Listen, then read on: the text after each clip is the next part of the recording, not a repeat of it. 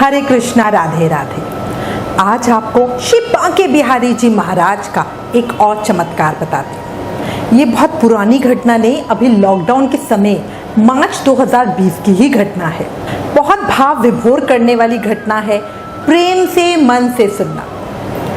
East Delhi के विवेक विहार में एक बहुत संपन्न परिवार है, छोटा खुशी से भरा परिवार। इस परिवार के मुखिया हैं श्री पवन कुमार जी, उनकी धर्मपत्नी कोमल, 2 बच्चे, एक बेटा और एक बेटी।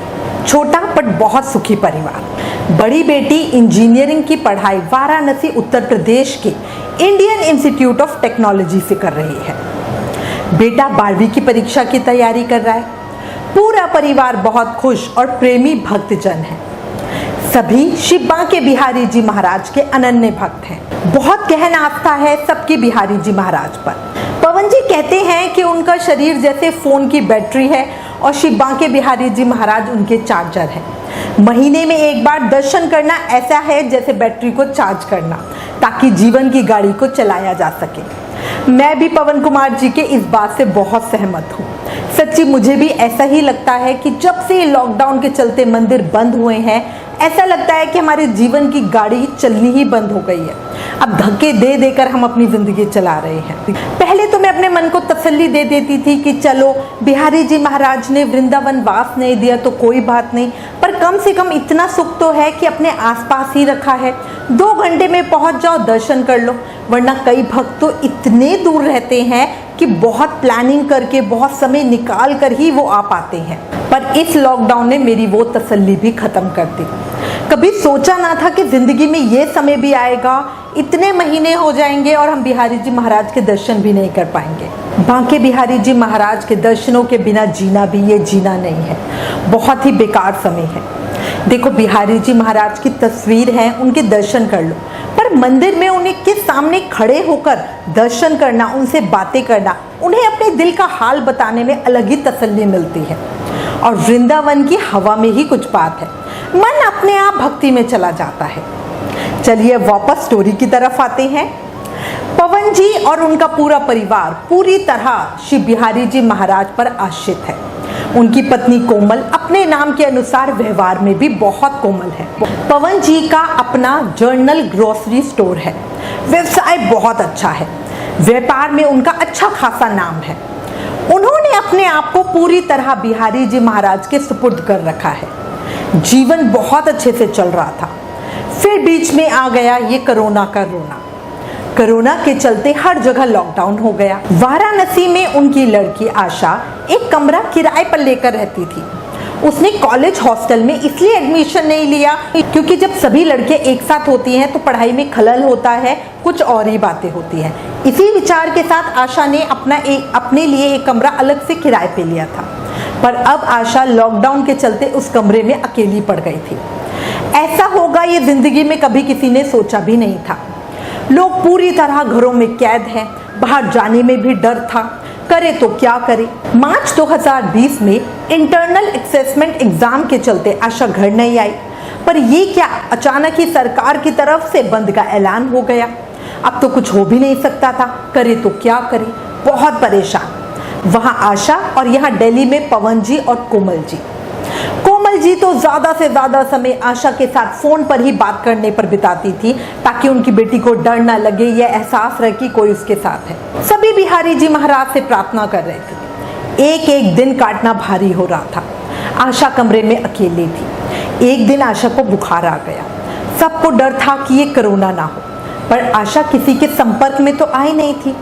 वो तो पूरी तरह अकेली कमरे में बंद थी, इसलिए ये भी लग रहा था कि ये नॉर्मल वायरल होगा मौसम की वजह से। बाहर से दूध सब्जी आदि लाने में भी बहुत परेशानी हो रही थी। फिर बुखार में, बीमारी में तो वो खुद खाना भी नहीं बना पाती थी।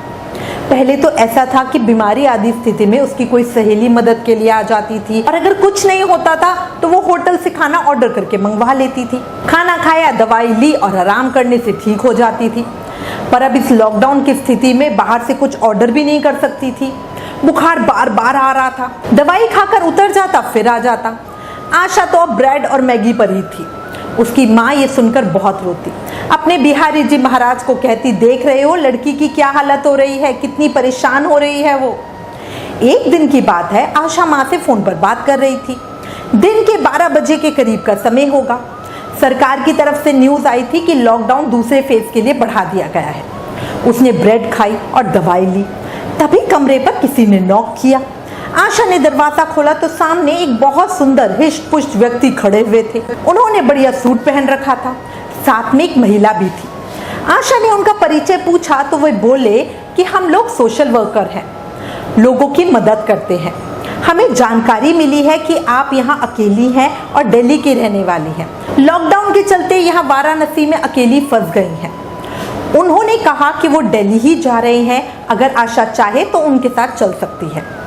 आशा जी ने घर पर फोन किया पर फोन मिला ही नहीं। बहुत ट्राई किया, सभी नंबर भाई का, माँ का, पापा का, पर सभी आउट ऑफ कवरेज एरिया थे। अब आशा करे तो करे क्या? कलयुग में तो किसी पर विश्वास भी नहीं किया जा सकता आराम से। पर वो लड़का और महिला बहुत ही सज्जन लग रहे थे।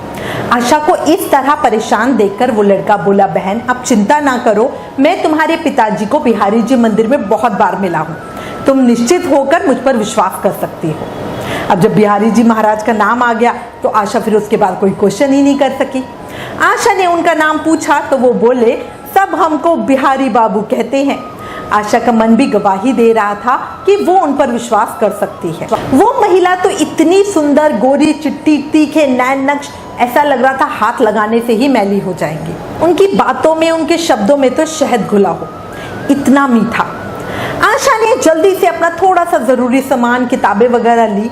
उस महिला ने बिल्कुल सहेली की तरह आशा की मदद की। कमरे को ताला लगाया और उनके साथ चल पड़ी। नीचे ही उनकी गाड़ी खड़ी थी। वे सब गाड़ी में बैठ गए और दिल्ली के लिए निकल पड़े। गाड़ी में सुंदर राधा नाम का भजन लगा हुआ था। राधे राधे राधे राधे राधे राधे राधे राधे राधे राधे राधे राधे राधे राधे। आशा को ऐसा लग रहा था जैसे वो अपने परिवार के साथ श्री बिहारी जी महाराज के दर्शनों के लिए जा रही हो। आशा को बुखार की वजह से बहुत कमजोरी लग रही थी। उसने दवाई भी ले रखी थी। गाड़ी में उसे कब नींद आ गई पता ही नहीं चला, और जब उसकी आंख खुली तो वो दिल्ली पहुंच भी गए थे। आशा जी का घर गली में था, इसलिए वो लड़का बोला, बहन आप यहीं उतर जाओ, गाड़ी अंदर गली में नहीं जा पाएगी। आशा ने उन्हें घर में आने को कहा पर वो बोले फिर कभी आएंगे, अभी थोड़ा जल्दी में है, और पिताजी को कहना जल्दी ही मंदिर में मिलेंगे। आशा बहुत आश्चर्य में थी, समझ ही नहीं आ रहा था क्या हो रहा है। वो थोड़ा हड़बड़ी में गाड़ी से उतरी और घर की तरफ चल दी। तभी आशा का फोन बजा। उसने फोन उठाया तो माँ का फोन था। हेलो करते ही माँ फोन पर बरस पड़ी और चिल्ला रही थी, कह रही थी सुबह से तेरा कुछ पता नहीं, कहाँ पर है तू, फोन कर करके हम परेशान हो गए हैं, फोन अनरीचेबल जा रहा था, तेरे मकान मालिक को फोन किया तो वो बोले कि कमरे पर तो ताला लगा है, तू है कहाँ पर। आशा तो अभी भी जैसे सदमे में हो, उसे कुछ भी समझ ही नहीं आ रहा था। वो बोली, माँ दरवाजा खोलो, मैं घर के बाहर ही खड़ी हूँ। उसकी माँ भागती हुई आई और दरवाजा खोला। सब आशा को इस तरह घर में देखकर हैरान थे। सवालों की तो लाइन लगी हुई थी, क्या हुआ, कैसे हुआ, किसके साथ आई। लॉकडाउन में पुलिस वाले तो कोई गाड़ी जाने ही नहीं दे रहे हैं, बॉर्डर क्रॉस ही नहीं करने दे रहे हैं, बहुत मुश्किल हो रही है। सुबह ही तो तुझसे फोन पर बात हुई थी और शाम को तू घर पर भी आ गई, ऐसा कैसे। वाराणसी से दिल्ली का रास्ता बाय रोड गाड़ी से 14 घंटे का है। अगर जाम हो या बीच में कुछ चाय पानी के लिए रुको तो कम से कम 18 घंटे लगते हैं दिल्ली पहुंचने में। मगर इस समय रात के 10:30 बजे आशा घर भी पहुंच गई। कैसे? इन सब प्रश्नों का उत्तर किसी के पास नहीं था। सब हैरान थे, परेशान थे। फिर आशा ने बोला, पिताजी जो मुझे यहाँ छोड़ के गए हैं वो कह रहे थे कि मंदिर में वो आपसे बहुत बार मिले हैं और फिर जल्दी ही मंदिर में ही मिलेंगे। बस ये सुनते ही पवन जी जोर जोर से रोने लगे और समझ गए कि ये खुद बिहारी जी महाराज आए थे राधा रानी के संग उनकी परेशानी हल करने, उनकी बिटिया को सुरक्षित घर छोड़ने के लिए। बोला, बांके बिहारी लाल की जय, मोर मुकुट बंसी वाले की जय, ऊंची अटारी वाली की जय, हमारी लाडली सरकार की जय। खुद सोचो, बिहारी जी महाराज के सिवा ये सब कौन कर सकता था। 18 घंटे का सफर और महज 10 घंटे में कैसे हो गया, वो भी बिना कुछ खाए पिए। आशा जी 10 घंटे सोती रही और ठीक जैसे ही घर के पास पहुंची वो उठ गई। क्या इतना लंबा सफर बिना कहीं रुके नॉन स्टॉप करना पॉसिबल है? उन सज्जन को घर का एड्रेस कैसे पता चला? मतलब दिल्ली पता है, ईस्ट दिल्ली पता है, विवेक विहार तक भी ठीक है, पर एग्जैक्ट घर का पता होना कुछ तो गड़बड़ है। घर के बाहर ही गाड़ी रुकी। क्या आपको ये सब आश्चर्यजनक नहीं लगता? लॉकडाउन में बॉर्डर कैसे पार कर लिए? यहाँ दिल्ली में तो नोएडा बॉर्डर पार करना ही मुश्किल है, और वो तो कितनी जगह से होते हुए आए। ऊपर से फोन का चमत्कार देखो, पूरे रास्ते फोन मिला ही नहीं। आशा जी की माँ, पिताजी, भाई सब ट्राई कर रहे थे और गाड़ी से उतरते ही फोन मिल गया। किस किस का मन कहता है कि वो बिहारी जी महाराज जी थे जो पवन जी की नैया पार करने आए थे। मुझे तो पूरा विश्वास है कि वो बिहारी जी महाराज के अलावा और कोई नहीं थे। ऐसे ही है हमारे बिहारी जी महाराज, भक्तों पर कब किस तरह कृपा करते हैं कुछ नहीं पता। हम सब भक्तों का मन तो कहता है, हे गोविंद सब ठीक करो, हमें वृंदावन में आना है। हे माधव सब ठीक करो, हमें बरसाने में आना है। करनी है दो बातें तुमसे, तुम्हें अपने दिल का हाल बताना है। बोलो बांके बिहारी लाल की जय, मोर मुकुट बंसी वाले की जय। मैं उम्मीद करती हूँ इस कथा ने दिल को छुआ होगा, आंखें नम हुई होंगी, दिल की धड़कन भी बड़ी होगी। अगर हाँ तो प्लीज इस वीडियो को ज्यादा से ज्यादा शेयर करो ताकि सबका विश्वास बिहारी जी महाराज पे और पक्का हो सके। और हाँ, कमेंट करके जयकारा जरूर लगाना।